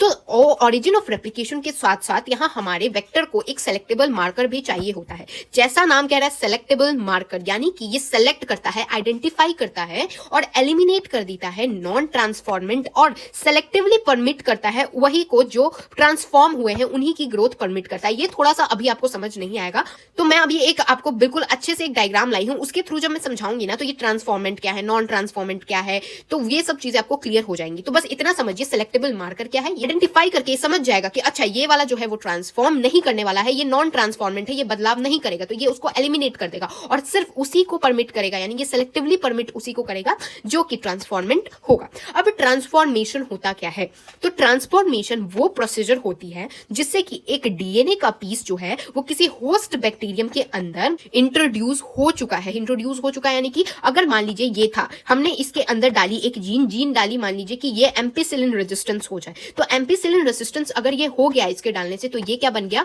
ट्रांसफॉर्मेंट हो गया, यानी इसने खुद को ट्रांसफॉर्म कर लिया। तो यही है ट्रांसफॉर्मेशन। क्या है, तो ये वो प्रोसेस है जिससे कि अगर हम डीएनए के पीस को होस्ट बैक्टीरिया में बेसिकली डालते हैं। ई कोलाई जो है ये किसी से रेसिस्टेंट नहीं देता है, तो अगर आपको देखना है कि क्या ये ट्रांसफॉर्म हुआ है कि नहीं हुआ है, तो आप इसको या तो एम्पिसिलिन मीडियम में जैसे मैंने डाल के देखा, तो अगर हुआ होगा तो एम्पिसिलिन में ग्रो कर जाएगा, अगर नहीं रेसिस्टेंट हुआ होगा तो एम्पिसिलिन में मर जाएगा। फिर यहाँ पर है एक और बहुत सारे नाम दिए रखे, जैसे क्लोराम्फेनिकॉल हो गया, टेट्रासाइक्लिन हो गया, कैनामाइसिन हो गया, ये सब क्या है, एंटीबायोटिक्स है, जिससे ई कोलाई तो रेसिस्टेंट नहीं देता है। लेकिन अगर ये रेसिस्टेंट हो गया तो इससे आपको पता चल जाएगा कि क्या ये ट्रांसफॉर्म हुआ है कि नहीं हुआ है। आप क्या करें, सेलेक्टिवली मार्कर वाला काम कर रहे हैं। अभी मैं आपको जो टॉपिक बताने जा रही हूँ, दिस इज, आपको इसको ट्रिपल स्टार दे दीजिए, इतना इंपॉर्टेंट ये टॉपिक है। जितने स्टार्स हो सके उतने स्टार दे दीजिए। ये सबसे सबसे आसान भी है, लेकिन इतना डिफिकल्ट लगता है बच्चों को कि समझ नहीं आता है क्या हो रहा है क्या नहीं हो रहा है। बट गेस व्हाट, एक बार ध्यान से सुनिए, कहीं कुछ लिखने की जरूरत नहीं, कुछ नोट्स बनाने की जरूरत नहीं है। नोट्स मैं आपको टेलीग्राम पे दे दूंगी, आप बस अभी इस पॉइंट को ध्यान से सुनिएगा। ई कोलाई जो था ना, वो कोई रेसिस्टेंट नहीं था, यानी इसको किसी चीज से रेसिस्टेंट नहीं था, ठीक है। तो यहां पर क्या आता है, एक आता है vector, that is PBr322 vector. ये जो वेक्टर था, इसके पास एम्पिसिलिन की भी रेजिस्टेंस थी, टेट्रासाइक्लिन की भी रेजिस्टेंस थी। तो ये इसका इस तरीके से डायग्राम होता है, जहां पर अगर आप देखेंगे तो यहां पर डिफरेंट साइट्स हैं। तो यहां पर ये वाली जो साइट है ना, ये साइट देती है टेट्रासाइक्लिन के लिए रेजिस्टेंस। ये किसकी है, PBr322 का बता रहे हैं। और एम्पिसिलिन के लिए क्या, ये वाली साइट रेजिस्टेंस देती है। तो बस आपसे ये बाय चांस डायग्राम में नीट में ऐसे पूछा जा सकता है, बताइए ए पॉइंट क्या है, बी पॉइंट क्या है, ऐसे। तो याद रखिएगा क्या है, सबसे पहले जो टेट्रासाइक्लिन है ना, इसमें दो साइड से, एक है BAMH1 साइट और एक है SAL1 साइट। फिर नीचे क्या है, ROP है, ओरिजिन ORI क्या है, ओरिजिन ऑफ रेप्लिकेशन वाली साइट है। और फिर ये क्या है, ROP है ना, वहीं पर PVU2 लगा हुआ है। फिर यहाँ जो एम्पिसिलिन रेजिस्टेंस जो दे रहा है, उसमें दो साइड से, एक है PVU1 और एक है PST1 वाला। और सबसे ऊपर जो है वो HIND3 का साइट है, फिर है CLAV1 का, और फिर है ECOR1 का साइट है। बस इतना आपसे पूछेगा। बस अब आगे बढ़ते हैं, जहां क्या है, फिर से बता दे रही हूँ, ई कोलाई को कोई रेजिस्टेंस नहीं है, हमने एक वेक्टर ले रखा है, दैट इज PBr322, जिसके पास एम्पिसिलिन और टेट्रासाइक्लिन दोनों की रेजिस्टेंस है। अब अगर हम किसी फॉरेन डीएनए को लाइगेट करते, लाइगेट यानी जोड़ते हैं BAMH1 साइट, BAMH1 साइट कहां है, ये टेट्रासाइक्लिन वाली जो जगह है ना, यहीं पर है BAMH1 साइट। तो अगर हम BAMH1 साइट किस चीज से रेजिस्टेंस दे रहा था, ये दे रहा था टेट्रासाइक्लिन से। अगर हम लोग BAMH1 साइट के पास कोई भी छेड़छाड़ करते हैं तो क्या होगा, ये अपना टेट्रासाइक्लिन वाला रेजिस्टेंस लूज कर देगा। तो अब क्या हो रहा है, कोई भी अगर फॉरेन डीएनए है, वो अगर BAMH1 साइट के साथ खराबी करेगा तो आपका टेट्रासाइक्लिन का रेजिस्टेंस चला जाएगा। लेकिन हियर इज अ कैच, क्या जरूरी है कि यहां पर लिंकेज होगी ही, नहीं भी तो हो सकती है। तो फॉरेन डीएनए वेक्टर जो है, इसके पास जाके BAMH1 साइट पे कुछ करेगा कि नहीं करेगा, इसमें दो चांसेस है। एक है ये लिंक हो जाए, दूसरा है लिंक ना हो। लिंक नहीं हुआ तो नॉन रिकॉम्बिनेंट बना, यानी कुछ कॉम्बिनेशन हुआ ही नहीं, नॉन रिकॉम्बिनेंट हो गया। और अगर लिंक हो गया तो रिकॉम्बिनेंट बन जाएगा, रिकॉम्बाइन हो गया है ये। तो याद रखिए, जो लिंक नहीं होगा तो नॉन रिकॉम्बिनेंट, लिंक हो गया तो रिकॉम्बिनेंट हो गया। और अगर लिंक हो गया तो क्या होगा, वही टेट्रासाइक्लिन वाला रेजिस्टेंस ये खो देगा। क्यों, क्योंकि BAM ही H1 साइड पे टेट्रासाइक्लिन रेजिस्टेंस था, इसके साथ कुछ छेड़छाड़ करोगे तो टेट्रासाइक्लिन रेजिस्टेंस खो जाएगा। तो ये टेट्रासाइक्लिन रेजिस्टेंस खो गया है। तो अब ये तो आपको चिल्ला चिल्ला के बताएगा नहीं कि अरे टेट्रासाइक्लिन रेजिस्टेंस खो गया, मैं खो गया, नहीं। इसके लिए आपको चेक करना पड़ेगा। चेक कैसे करेंगे, आप देखिए, यहां पर अभी भी एम्पिसिलिन रेजिस्टेंस तो है, क्योंकि एम्पिसिलिन के साथ तो आपने कोई भी रिकॉम्बिनेशन नहीं किया है तो टेट्रासाइक्लिन के साथ। अगर आपको चेक करना है कि यहां लिंकेज हुई है कि नहीं हुई है, तो आपको क्या करना पड़ेगा, आप इसको क्या करेंगे, टेट्रासाइक्लिन मीडियम में डालेंगे, तब आपको पता चल जाएगा कि क्या ये रिकॉम्बिनेंट बना है या नहीं बना है। अगर आपने उसको टेट्रासाइक्लिन मीडियम में डाल के देखा और इसने अपना रेसिस्टेंट खो दिया तो होगा, तो इसका मतलब वो रिकॉम्बिनेंट बन गया है। और अगर आपने टेट्रासाइक्लिन के अंदर डाल के देखा और अभी भी वो रेसिस्टेंट दे रहा है, यानी लिंकेज नहीं हुई है। तो यही है, इसको चेक करने के लिए आप क्या करेंगे, टेट्रासाइक्लिन मीडियम में डालेंगे, ना कि एम्पिसिलिन। यही क्वेश्चन थोड़ा बहुत बच्चों को कंफ्यूज करता है। तो कौन से मीडियम में डालेंगे, टेट्रासाइक्लिन मीडियम में। नाउ अब आपको बन गया रिकॉम्बिनेंट डीएनए। अब इस रिकॉम्बिनेंट डीएनए को आपको होस्ट में डालना है ना। होस्ट कौन है, हमारा ई कोलाई है। तो ई कोलाई के अंदर आपको डालना है। अगर आपने ये डाला और होस्ट ट्रांसफॉर्म हो गया तो इसको क्या बोल देंगे, ट्रांसफॉर्मेंट डीएनए बोल देंगे। और अगर आपने ये चीज डाली और होस्ट ट्रांसफॉर्म नहीं हुआ तो इसको बोल देंगे नॉन ट्रांसफॉर्मेंट डीएनए।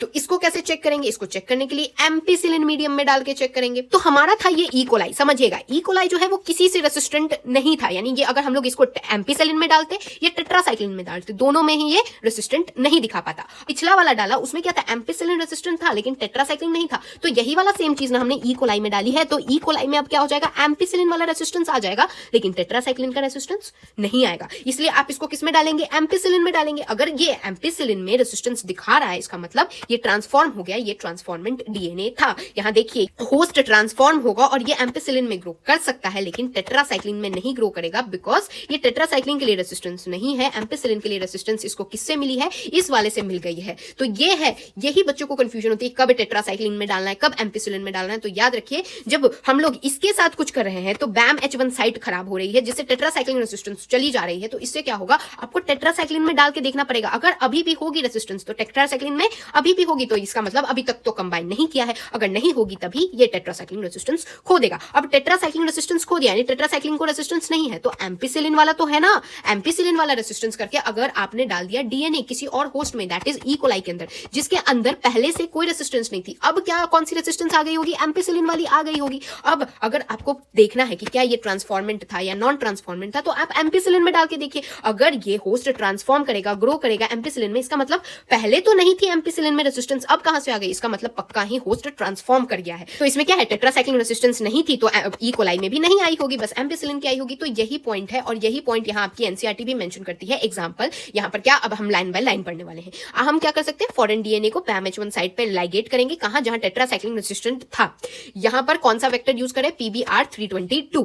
तो जो रिकॉम्बिनेंट प्लाज्मिड होगा वो टेट्रासाइक्लिन वाला रेजिस्टेंस खो देगा। कुछ भी आप छेड़छाड़ करिएगा BAM-H1 साइट पे, तो है ना। तो अब हो सकता है यहाँ लिंकेज हुई हो या ना हुई हो, इसके लिए क्या कर रहे हैं, ये बोल रहे हैं कि आप दोनों मीडियम में एक बार डाल के देखिए। जो नॉन रिकॉम्बिनेंट वाला होगा, जिसमें रिकॉम्बिनेंट नहीं हुआ होगा, तो उसमें क्या होगा, दोनों ही मीडियम में वो ग्रो करेगा। क्यों, क्योंकि इसके पास एम्पिसिलिन भी है, टेट्रासाइक्लिन रेजिस्टेंस भी है, तो ये दोनों में ही ग्रो करेगा अगर लिंकेज नहीं हुई होगी। लेकिन यहां पर अगर लिंकेज हुई होगी तो ये सिर्फ एम्पिसिलिन में ग्रो कर पाएगा, टेट्रासाइक्लिन में क्यों नहीं ग्रो कर पाएगा, क्योंकि इसने टेट्रासाइक्लिन रेजिस्टेंस खो दी है, एम्पिसिलिन रेजिस्टेंस है, इसलिए ये सिर्फ एम्पिसिलिन में ही ग्रो कर पाएगा। तो इस तरीके से आप पता लगा सकते हैं। अभी मैंने जो आपको प्रोसेस बताई है, ये बहुत ज्यादा ही साइमल्टेनियसली प्लेटिंग, वो भी दो डिफरेंट एंटीबायोटिक्स की हम बात करें, एम्पिसिलिन और टेट्रासाइक्लिन, तो ये बहुत ज्यादा आपको दिमाग खराब करने वाला है। इसीलिए ये क्या है कि हम लोग ऑल्टरनेटिव सेलेक्टिव मार्कर को बताया गया है। यहां पर हम क्या करें, अलग अलग ट्रांसफॉर्म हो रहा है नहीं हो रहा है इस बेसिस पे कर रहे हैं। यहां पर सेलेक्टिवली मार्कर में क्या किया जाएगा कि यहां पर आपको कलर यानी क्रोमोजेनिक सब्सटेंस की हेल्प से देखा जाएगा, यहां पर क्या एबिलिटी टू प्रोड्यूस कलर है या नहीं है, उस बेसिस पे देखा जाएगा। तो ये वाला पैराग्राफ में यहां लाई हूं, समझिए। यहां पर एक वेक्टर दैट इज PUC8 की बात की जा रही है। तो ये जो PUC8 है ना, इसके पास दो चीज की रेजिस्टेंस होती है, एक होती है एम्पिसिलिन, एक होती है LAC-ZA। ये जो LAC-ZA होता है, ये कौन सी एंजाइम बनवाता है, बीटा गैलेक्टोसाइडेज एंजाइम बनाता है। ये बीटा गैलेक्टोसाइडेज जो होता है, ये जाके एक्स गैल जो होता है ना, एक चीज के साथ अगर रिएक्ट करेगा एक्स गैल नामक, तो ये ब्लू कलर में बदल जाता है। तो इसके लिए कितना आसान है कि देखिए, अगर कुछ भी प्रॉब्लम यहाँ LAC-ZA के साथ, यानी कि अगर लिंकेज LAC-ZA के साथ हुई होगी, तो इससे क्या होगा, ये ब्लू कलर नहीं बनवाएगा। क्यों, क्योंकि ये एक्स गैल के साथ ब्लू कलर तभी बनाता है जब LAC-ZA beta galactosidase enzyme produce करता है। अब क्योंकि यहां पर आपने कुछ खराबी कर दी है, तो इससे क्या होगा, यहां पर कोई कलर नहीं दिखेगा, कलरलेस दिखेगा। लेकिन अगर इंसर्शन आपने यहां पर ट्राई करने की कोशिश की, लेकिन फिर भी कुछ नहीं आप बदल पाए, तो इससे क्या होगा, वही अगर एक्स गैल के साथ करेगा रिएक्ट तो ब्लू कलर दिखाएगा। तो इसी को कहते हैं इंसर्शनल इनएक्टिवेशन, यानी आपके कुछ इंसर्ट करने से बेचारा इनएक्टिवेट हो गया, जो ब्लू कलर दिखाता था एक्स गैल के साथ मिलने से वो अब नहीं दिखा रहा है। तो ये कितना आसान हो गया ना कि बिल्कुल ब्लू कलर देख के आपको पता लग गया, अच्छा ब्लू कलर बन रहा है यानी कि इंसर्ट अभी तक नहीं हुआ है, और अगर नहीं बन रहा है, कलरलेस बन रहा है यानी कि इंसर्ट हो गया। तो यही है कि किस तरीके से यहां गिवन है कि इंसर्शनल इनएक्टिवेशन कैसे होता है, बीटा गैलेक्टोसाइडेज बनाता है ये एंजाइम, ये सब चीजें हमने अभी पढ़ी ना। क्लोनिंग साइट क्या होता है, क्लोनिंग साइट जो होता है, in order to link the alien DNA the vector need to have a few perfectly single recognisation site, यानी कि आपको लिंक करना है तो उनके पास एक ऐसा सिंगल स्पेसिफिक चीज होगी जहां पर आप क्या करेंगे, लिंकिंग करने वाले हैं। तो presence of more than one recognisation site, एक ही वेक्टर के अंदर एक से ज्यादा अगर रिकॉग्नाइजेशन साइट है, तो इससे क्या हो जाता है, बहुत सारे फ्रेगमेंट्स बन जाते हैं। जैसे मैंने आपको बताया था ना, GAATTC जो है, इस पे जहां देखेगा वो कट मारेगा, यानी कि अगर एक फ्रेगमेंट में बहुत सारे ऐसे पड़े हुए हैं तो बहुत सारे कट्स लग जाएंगे। तो यही हो रहा है, जिससे क्या हो जाएगा, बहुत सारे फ्रेगमेंट्स बनेंगे, ज्यादा फ्रेगमेंट बनेंगे, तो यहाँ कॉम्प्लिकेट हो जाएगी जीन क्लोनिंग। और फिर यहाँ लिखा है लाइगेशन कैसे होती है एलियन डीएनए की, ये कैरिड आउट होती है किसे, रेस्ट्रिक्शन साइट पे, जो कि प्रेजेंट होती है one of the two antibiotic resistance gene में। तो ये है क्लोनिंग साइट के बारे में। अब नेक्स्ट आते हैं vectors for cloning genes in plants and animals. तो प्लांट्स एंड एनिमल्स में क्या क्या यूज किया जाता है, जैसे एग्जांपल देखते हैं, एग्रोबैक्टीरिया टम्बिफेशंस। ये क्या है, ये एक पैथोजन होते हैं कुछ डाइकॉट प्लांट्स के लिए। ये क्या होते हैं, ये एक डीएनए जिसको क्या बोलते हैं, टी-डीएनए बोला जाता है। ये टी-डीएनए को डाल देते हैं किसी प्लांट के सेल के अंदर, एक नॉर्मल सेल को फिर ये ट्यूमर में बदल देते हैं, यानी कि ये क्या है, एक इन्फेक्शन वाला एजेंट है, ठीक है, जिससे कि ये प्रोड्यूस कर पाए केमिकल रिक्वायर्ड बाय पैथोजेंस। वैसे ही अगर आप देखेंगे कि रेट्रोवायरस एनिमल्स में होता है, ये तो था प्लांट्स में, रेट्रोवायरस एनिमल्स में उनके पास क्या एबिलिटी होती है कि नॉर्मल सेल को जाके खराब करके कैंसरस सेल में बदल देते हैं। तो यहां पर आपको एक बात समझ आई कि यहां पर कुछ तो है रेट्रोवायरस और ये प्लांट वाले पैथोजन में, कि ये जो है वो ट्रांसफॉर्म कर दे रहा है अपने हिसाब से जो इनको जीन्स डालना है, ताकि खुद का केमिकल पैथोजेंस के लिए प्रोड्यूस हो पाए ये प्लांट्स और एनिमल्स में डाल दे रहे हैं और उसके बाद अपने हिसाब से चीजें करा ले रहे हैं। इसका मतलब क्या पता ये टीआई प्लाज्मिड जो कि एग्रोबैक्टीरियम का है इसको हम लोग यूज कर ले, हमें ट्रांसफॉर्म ही ना करवाना है। तो टीआई प्लाज्मिड एग्रोबैक्टीरियम का हो गया, या फिर आप देख सकते हैं यहाँ पर एनिमल के लिए जो रेट्रोवायरस है। लेकिन आप कहेंगे कि यहाँ पर जो एग्रोबैक्टीरियम है ये तो ट्यूमर कॉज कर रहा है और ये रेट्रोवायरस तो कैंसर कॉज कर रहा है, तो अगर हम इसका यूज करेंगे तो ये क्या करेगा, हमारे प्लांट और एनिमल में तो ट्यूमर कैंसर कॉज कर देगा। तो इसीलिए हम क्या करते हैं, डिसआर्म कर देते हैं। डिसआर्म का मतलब हम लोग क्या करेंगे, इसके हाथ पैर तोड़ देंगे। हाथ पैर तोड़ दिया यानी कि ये अब कैंसर और ट्यूमर कॉज नहीं करेगा, बल्कि हम जो करवाना चाहते हैं ना वो करेगा। यानी no more pathogenic to plants, ये अब प्लांट्स को हार्म नहीं पहुंचाएंगे, लेकिन हम लोग जो चाहिए, हमें जो अपने हिसाब से अपने इंटरेस्ट से जो जीन चाहिए इनको दे दीजिए, ये डिलीवर कर देंगे आपको जो जीन्स चाहिए एनिमल्स के लिए भी और प्लांट्स के लिए। ये टीआई प्लाज्मिड हो गया। इसीलिए एक बार जीन या डीएनए के फ्रैगमेंट लाइगेट हो जाते हैं into a suitable vector, ये transformant into a bacterial plant या एनिमल या होस्ट, जहां भी वो मल्टीप्लाई करे वहां हम लोग ट्रांसफर कर देते हैं इसको। तो ये हो गया किस तरीके से हम लोग प्लांट्स और एनिमल्स के लिए किस तरीके से वेक्टर्स क्लोनिंग जीन्स का यहाँ यूज हो रहा है। अब बात करते हैं competent host for transformation for recombinant DNA. यहाँ हम जानते हैं कि डीएनए जो है वो हाइड्रोफिलिक मॉलिक्यूल होता है। हाइड्रोफिलिक यानी कि ये सेल के मेम्ब्रेन से पास नहीं कर पाता है। सेल का मेम्ब्रेन क्या होता है, बाई लेयर होता है, तो ये उससे पास नहीं कर पाता है। इसीलिए हमें फोर्स करना पड़ेगा बैक्टीरिया को फोर्स करना चाहते हैं कि प्लाज्मिड को ये ले जाए, तो सबसे पहले इसको कॉम्पिटेंट बनाना पड़ेगा। कॉम्पिटेंट बनाने के लिए, क्योंकि ये देखिए हाइड्रोफिलिक डीएनए होता है, ये सेल के मेम्ब्रेन से तो ले नहीं जाएगा, तो इसके लिए हमें कॉम्पिटेंट बनाना पड़ेगा। इसके लिए बहुत सारे टेक्निक्स है। पहला टेक्निक है कि इनको कुछ specific concentration of divalent cation होता है, जैसे कैल्शियम वगैरह होता है, उसके साथ अगर आप ट्रीट करते हैं ना, तो इससे कि यहाँ एफिशिएंसी बढ़ जाती है और डीएनए जो है वो सेल वॉल के अंदर जो छोटे छोटे पोर्स होते हैं ना उनके थ्रू अंदर घुस जाते हैं। फिर सेकंड क्या होता है कि इनक्यूबेटिंग सेल को इनक्यूबेट करना, हीट शॉक। हीट शॉक क्या हुआ कि पहले आइस में ठंडे ठंडे कर दिया, फिर जल्दी से 42 डिग्री सेल्सियस पे कर दिया, मतलब कभी ठंडा कभी गर्म कभी ठंडा गर्म। तो इससे क्या हो रहा है, सेल जो है वो उसका दिमाग नहीं चल रहा है भाई, उसको पूरा पूरा ऐसे झटके लग रहे हैं। तो इससे क्या हीट शॉक वाली सिचुएशन करके और फिर चुपके से यहाँ पर बैक्टीरिया जो है वो रिकॉम्बिनेंट डीएनए को ले जाएगा अंदर। फिर थर्ड टेक्निक क्या है, माइक्रो इंजेक्शन। यहाँ रिकॉम्बिनेंट डीएनए को डायरेक्टली इंजेक्शन लगा के न्यूक्लियस, एनिमल सेल का जो न्यूक्लियस है ना उसके अंदर डाल दीजिए। अब प्लांट में कैसे डालेंगे, तो प्लांट के लिए है कि प्लांट थोड़ा सा मोटा सा होता है, थोड़ा सा उसकी चमड़ी मोटी है, तो उसके लिए क्या कर दीजिए कि यहाँ पर हाई वेलोसिटी के माइक्रो पार्टिकल गोल्ड और टंगस्टन का कोटेड जो होते हैं ना उसको डीएनए से करके यहाँ पर जीन गन या बायोलॉजिस्टिक्स का यूज करके आप प्लांट्स के लिए कर दीजिए। प्लांट्स के लिए क्या है, जीन गन, और वो जो गन के अंदर गोली है, गोली किससे है, यहाँ पर माइक्रो पार्टिकल गोल्ड और टंगस्टन के माइक्रो पार्टिकल कोटेड, उस पे क्या है, डीएनए है। तो इससे हाई वेलोसिटी से जब आप फेंकेंगे तो बम्बार्ड होके प्लांट्स के अंदर चला जाएगा। फोर्थ है, लास्ट मेथड है, इसमें क्या है, डिसआर्म्ड पैथोजन वेक्टर को डाल दीजिए और फिर इसको इन्फेक्ट करने दीजिए सेल को, जो मैंने अभी आपको बताया कि किस तरीके से डिसआर्म करके आपने डाल दिया इसको प्लांट के अंदर। तो ये क्या है, कैंसर या ट्यूमर तो नहीं कॉज कराएगा, लेकिन आपको जो चाहिए क्योंकि आपने उसको दे के वही मैसेज भेजा है तो वो अब करा देगा। तो इस तरीके से हम कर सकते हैं। नेक्स्ट, अब प्रोसेसेस क्या है रिकॉम्बिनेंट डीएनए टेक्नोलॉजी की। तो रिकॉम्बिनेंट डीएनए टेक्नोलॉजी के ये कुछ स्टेप्स है। सबसे पहले आइसोलेशन ऑफ डीएनए, डीएनए को निकालिए, फिर फ्रेगमेंटेशन ऑफ डीएनए, डीएनए को टुकड़ा टुकड़ा करिए, किससे, रेस्ट्रिक्शन एंडोन्यूक्लिएज से। फिर यहाँ पर अपना मन का जो डीएनए है उसको आइसोलेट कर दीजिए, फिर लाइगेट कर दीजिए डीएनए फ्रैगमेंट्स को एक वेक्टर के अंदर, फिर ये ट्रांसफर कर दीजिए रिकॉम्बिनेंट डीएनए को होस्ट के अंदर। होस्ट के अंदर डालने के बाद होस्ट फिर इसको कल्चर करेगा, यानी क्लोनिंग होने वाली है, ये एक लार्ज स्केल पे होगा और फिर हमें अपना डिजायर्ड जो मनपसंद प्रोडक्ट है वो मिल जाएगा। अब देखिए आइसोलेशन कैसे होती है जेनेटिक मटेरियल डीएनए की।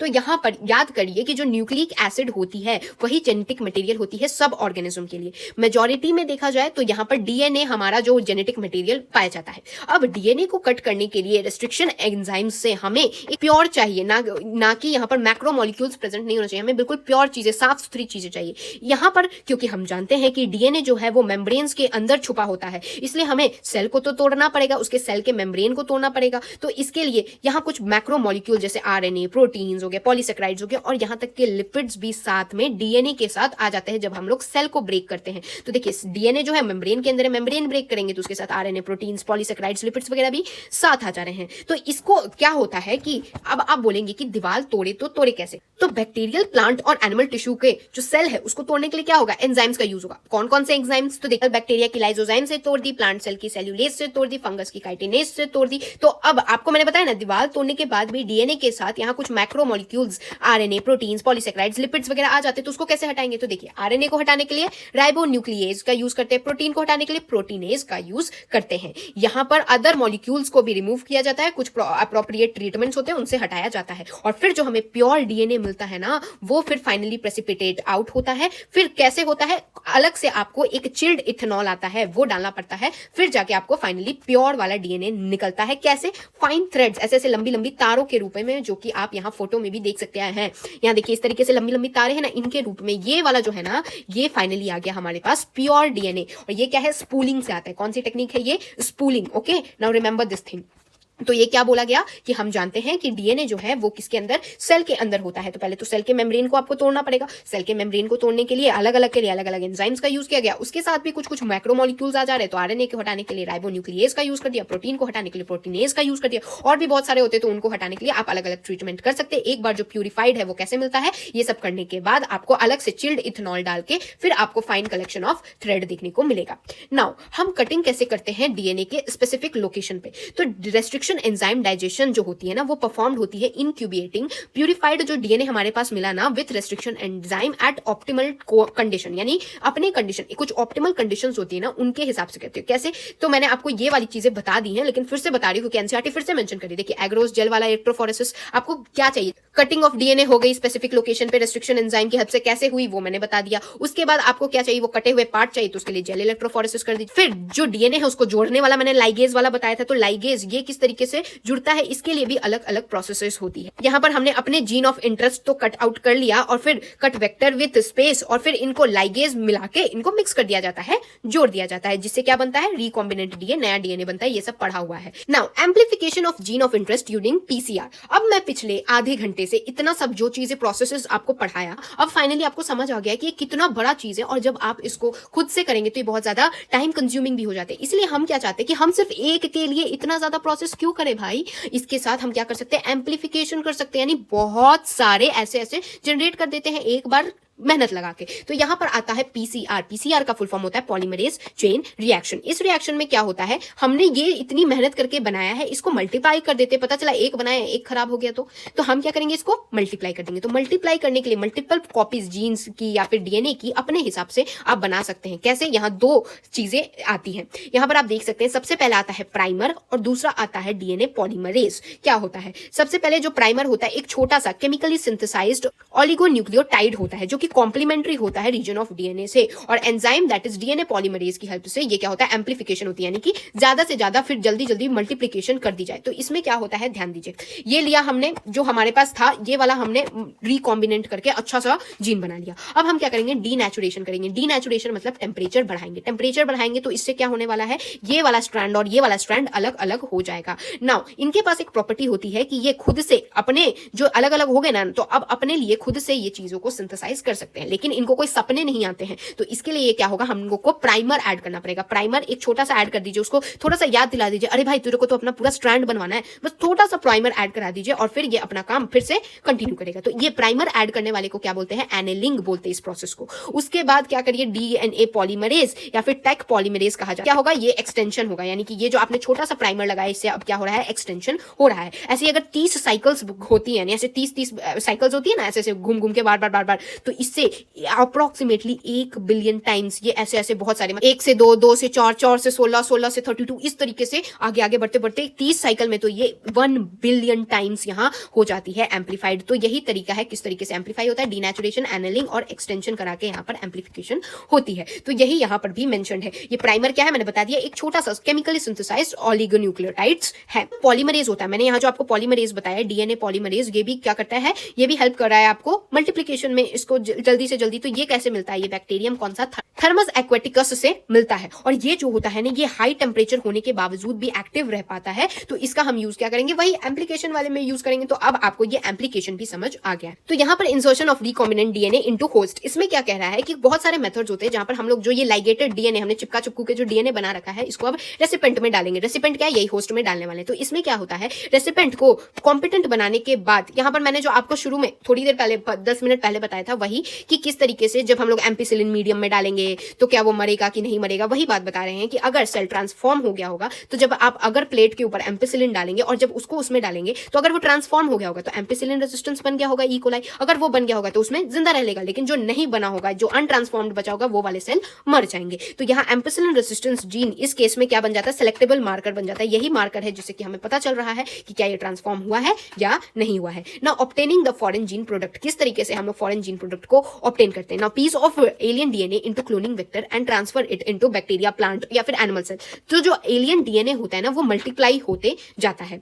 In almost all recombinant technology, जितने भी रिकॉम्बिनेंट टेक्नोलॉजी है उसमें अल्टीमेट एम क्या होता है कि हमें अपने मन का, अपने पसंद का डिजायरेबल प्रोटीन बनवाना है। तो यहाँ पर नीड किसकी आती है, रिकॉम्बिनेंट डीएनए को एक्सप्रेस करने की नीड आती है। तो यहाँ पर अपने हिसाब से आपने क्लोन तो करवा लिया जीन को, आपको इसको लार्ज स्केल पे बनवाना है। एक पे तो करवा लिया, चलो इसको बना दिया आपने एम्पिसिलिन रेजिस्टेंस, अब आप चाहते सबको बनाए तो लार्ज स्केल पे तो करना पड़ेगा ना। अब कोई भी प्रोटीन किसी जीन को जो एनकोड करा है, अगर आपने उसको हेटेरोलोगस होस्ट के अंदर डाल दिया है तो ये क्या हो गया, रिकॉम्बिनेंट बन गया, यानी कि रिकंबाइन आपने कर दिया, नया तरह का चीजें आपने बना दी है। ये आप छोटे स्केल, स्मॉल स्केल पे भी कर सकते हैं, लार्ज स्केल पे भी कर सकते हैं। स्मॉल स्केल पे जैसे लेबोरेटरी में की जाती है, और यहाँ पर ये किस लिए यूज किया जा सकता है, तो हम लोग को अगर डिजायरेबल प्रोटीन को एक्सट्रैक्ट करना है तो ये यूज किया जा सकता है, एंड देन प्यूरिफाइंग इट, जो कि डिफरेंट सेपरेशन टेक्निक्स से होती है। यहाँ पर सेल जो है उसको मल्टीप्लाई करने के लिए एक कंटिन्यूअस कल्चर सिस्टम भी होता है। जैसे बहुत सारे, अगर आपको लार्ज स्केल पे प्रोड्यूस कराना है तो कल्चर सिस्टम होता है, एक कंटिन्यूअस चीजें चलती है, जहां पर हम लोग मीडियम जो होता है, यूज्ड मीडियम जो होता है, उसको बाहर ड्रेन आउट कर दिया जाता है एक तरफ से, और एक तरफ से फ्रेश मीडियम को ऐड किया जाता है। मान लीजिए ये टैंक है तो इस तरफ से एक पाइप से फ्रेश डाला जाएगा और जो यूज्ड हो गया इस पाइप से निकाल दिया जाएगा। इस तरीके से होता है, जिससे क्या होता है, मेंटेन करता है cell in their physiological most active log और exponential phase. This type of, ये जो कल्चरिंग मेथड मैंने अभी आपको बताया, इससे क्या होता है, बहुत ज्यादा लार्जर बायोमास बनता है, जिससे हायर यील्ड होती है। जो आपको प्रोटीन चाहिए, डिजायरेबल प्रोटीन की ज्यादा सिंथेसिस होगी। और स्मॉल वॉल्यूम कल्चर जो होते हैं ना वो can not yield appreciable quantities of products. याद रखिए कि जो छोटे अमाउंट में जो कल्चर होते हैं वो आपको उतना फायदा वाला क्वांटिटी ऑफ प्रोडक्ट्स नहीं देने वाले हैं। अगर आपको लार्ज क्वांटिटी चाहिए, इसलिए ये एक चीज हुई है, दैट इज बायोरिएक्टर्स। बायोरिएक्टर्स क्या होते हैं, इनका वॉल्यूम है 100 से 1000 लीटर। ये कल्चर को प्रोसेस कर सकते हैं, इसीलिए ये क्या होता है ना कि ये vessels in which raw materials को बायोलॉजिकली कन्वर्ट किया जाता है कुछ स्पेसिफिक प्रोडक्ट्स में, इंडिविजुअल एंजाइम्स, ये सब में, ठीक है। तो यहाँ पर यूजिंग किसके हेल्प से, माइक्रोबियल प्लांट हो गया, एनिमल हो गया, ह्यूमन के सेल के हेल्प से यहाँ बायोलॉजिकली कन्वर्ट किया जा रहा है स्पेसिफिक प्रोडक्ट्स और इंडिविजुअल एंजाइम के अंदर। बायोरिएक्टर क्या प्रोवाइड करता है, यहाँ ऑप्टिमल कंडीशन प्रोवाइड करता है जिससे कि क्या अचीव हो पाए, हमारा डिजायरेबल प्रोडक्ट जो हमें चाहिए था। बाय प्रोवाइडिंग, क्या प्रोवाइड करता है, बायोरिएक्टर प्रोवाइड करेगा ऑप्टिमल ग्रोथ कंडीशन, जैसे टेम्परेचर जो उसको चाहिए, पीएच जो चाहिए, जो सब्सट्रेट चाहिए, जो सॉल्ट चाहिए, जो विटामिन चाहिए, जितना ऑक्सीजन चाहिए, ये सब चीजें बायोरिएक्टर उसको प्रोवाइड करेगा, जिससे कि हमें जो चाहिए प्रोडक्ट वो मिल पाएगा। तो ये आपकी डायग्राम है, यहाँ पर क्या क्या मेंशन्ड है। एक सबसे पहला जो ए वाला डायग्राम है वो है सिंपल स्टर्ड टैंक बायोरिएक्टर है। यहाँ पर देख सकते हैं आप, acid base for pH control के लिए भी चीजें हैं, स्ट्रीम फॉर फर्टिलाइजेशन के लिए है, मोटर लगा हुआ है, फोम ब्रेकर क्यों प्रेजेंट है, फोम ना बने उसके लिए प्रेजेंट है, फ्लैट ब्लेडेड, ये ऐसे ऐसे घूमेगा तो मिलाएगा ऐसे से, और ये क्या है, कल्चर ब्रॉथ है, और यहाँ स्टराइल एयर, ऑक्सीजन का भी ये ध्यान रख रहा है। फिर यहाँ पर आप देखिए बी वाला क्या बता रहा है, स्पार्गड टैंक बायोरिएक्टर है। तो ये इसमें क्या है, गैस एंटरटेनमेंट है। पर देखिए इंक्रीज सरफेस, ज्यादा सरफेस जिससे कि ऑक्सीजन का ट्रांसफर हो पाए, बबल्स या ड्रामेटिकली इंक्रीज द ऑक्सीजन का सरफेस एरिया, जो बबल्स पड़ रहे हैं ना इससे क्या हो रहा है, सरफेस एरिया बढ़ जाए। तो ये क्या, स्पार्क्ड स्टिर्ड टैंक रिएक्टर है। तो जो स्टिर्ड टैंक रिएक्टर्स होते हैं ये मोस्टली आपको क्या देखने को मिलेंगे, सिलिंड्रिकल होते हैं। ये देखिए सिलिंड्रिकल है ना, ये सिलिंड्रिकल होते हैं या फिर कर्व्ड बेसिस के साथ होते हैं। बेस जो होता है ना वो इस तरीके से कर्व्ड होता है, उस तरीके से हो पाए रिएक्टर जो कंटेंट होना चाहिए उसका मिक्सिंग हो पाए। जो स्टरर फैसिलिटेट क्या करता है, एंड ऑक्सीजन की अवेलेबिलिटी पूरे बायोरिएक्टर में है कि नहीं, इसका ध्यान कौन रखता है, ध्यान रखता है स्टर। अगर आप फिगर को ध्यान से देखेंगे ना तो आपको बायोरिएक्टर में एक एजिटेटर सिस्टम भी दिखेगा, जहां पर एक ऑक्सीजन डिलीवरी सिस्टम होता है और एक फोम कंट्रोल सिस्टम भी, मैंने बताया ना एक फोम कंट्रोल भी सिस्टम है, और ऑक्सीजन के लिए भी यहाँ आपको जगह दे रखी है। क्यों दे रखी है, साथ में यहाँ टेम्परेचर के लिए भी जगह दे रखी है। देखिए पीएच, एसिड बेस, पीएच को मेंटेन करने के लिए भी दे रखी है। ये सब चीजें क्यों दे रखी है, जिससे कि सब चीजों को, ये मैंने बताया ना कि यहाँ पर ये मेंटेन करके रखता है। बायोरिएक्टर का काम ही ये ऑप्टिमल कंडीशन दे जिससे कि आपका गोल अचीव हो पाए, आपके डिजायरेबल प्रोडक्ट आपको मिल पाए। और यहाँ सैम्पलिंग पोर्ट्स भी प्रेजेंट है, जिसे जैसे जैसे बनते जाए वैसे वैसे छोटे छोटे अमाउंट में हम लोग धीरे धीरे करके कल्चर को निकाल। तो ये हो गया आपके ये किस तरीके से बायोरिएक्टर काम करते हैं। चलिए आते हैं last part, that is downstream processing. इसमें क्या होता है, अब आपने सारा बायोसिंथेटिक स्टेज को खत्म कर दिया है, तो जो प्रोडक्ट है, आपने जो प्रोडक्ट बनाया है उसको कुछ सब्जेक्ट करना चाहिए किससे, सीरीज ऑफ प्रोसेसेस से। उसको आपको पहले मार्केट में बेचने से पहले आपको खुद से टेस्ट भी करना चाहिए। यहाँ पर प्रोसेसेस में क्या होता है, सेपरेशन हो गया, प्यूरिफिकेशन हो गया, ये सब चीजों को इंक्लूड होता है। इसी को कलेक्टिवली हम लोग क्या बोलते हैं, डाउनस्ट्रीम प्रोसेसिंग बोलते हैं। यानी कि मार्केट में लाने से पहले खुद तो टेस्ट करके देख लीजिए। यहाँ पर प्रोडक्ट जो है वो सूटेबल प्रिजर्वेटिव्स अगर आपको डालना है तो वो सब डालना पड़ता है। जैसे कि क्या होता है, खानों में कुछ प्रिजर्वेटिव्स डालना होता है, जैसे जो पैकेट के खाने होते हैं उसमें प्रिजर्वेटिव्स इसलिए डाला जाता है कि ज्यादा दिन तक सही रहे, खराब ना हो जाए, वो सब चीजें भी डालनी पड़ती है। और यहाँ पर क्लिनिकल ट्रायल्स, अगर आपने कोई ड्रग बनाया, ड्रग यानी कि मेडिसिन बनाया है, तो वहां पर आपको क्लिनिकल ट्रायल्स के लिए भेजना पड़ता है। ऐसे आप मार्केट में मैंने ये दवाई बनानी है, चलो सब खा लो ये दवाई, वैसे नहीं कर सकते हैं। यहाँ पर स्ट्रिक्ट क्वालिटी कंट्रोल, टेस्टिंग, ये सब चीजों को ध्यान में रख के चलना पड़ता है। यहाँ डाउनस्ट्रीम प्रोसेसिंग हो गया, और जो क्वालिटी कंट्रोल होता है कि क्वालिटी अच्छी नहीं है, कि वो बुरी कर दी गई है, ये सब टेस्टिंग जरूरी होती है। और ये सब हर प्रोडक्ट के लिए प्रोडक्ट टू प्रोडक्ट वैरी करते हैं, यानी कि किसी के लिए कम जरूरत है, किसी के लिए ज्यादा है, किसी को कुछ और टेस्टिंग की जरूरत होती है, जैसे कि मेडिसिन को क्लिनिकल टेस्टिंग की जरूरत होती है, खाने को अलग टेस्टिंग की जरूरत होगी, तो वो सब चीजें अलग अलग होती है। मार्केट में लाने से पहले आपने कुछ नया बनाया है, लोगों को बर्बादी नहीं चाहिए भाई, आप पहले टेस्ट करिए फिर बेचिए। तो at this point I have completed your biotechnology, पूरा का पूरा NCERT line by line with all the notes that will be provided on my Telegram channel, so you can join there and I hope you guys understood. तो meet you guys in the next video. तब तक के लिए thanks for watching and don't forget to like, share and subscribe to my channel. जय हिंद।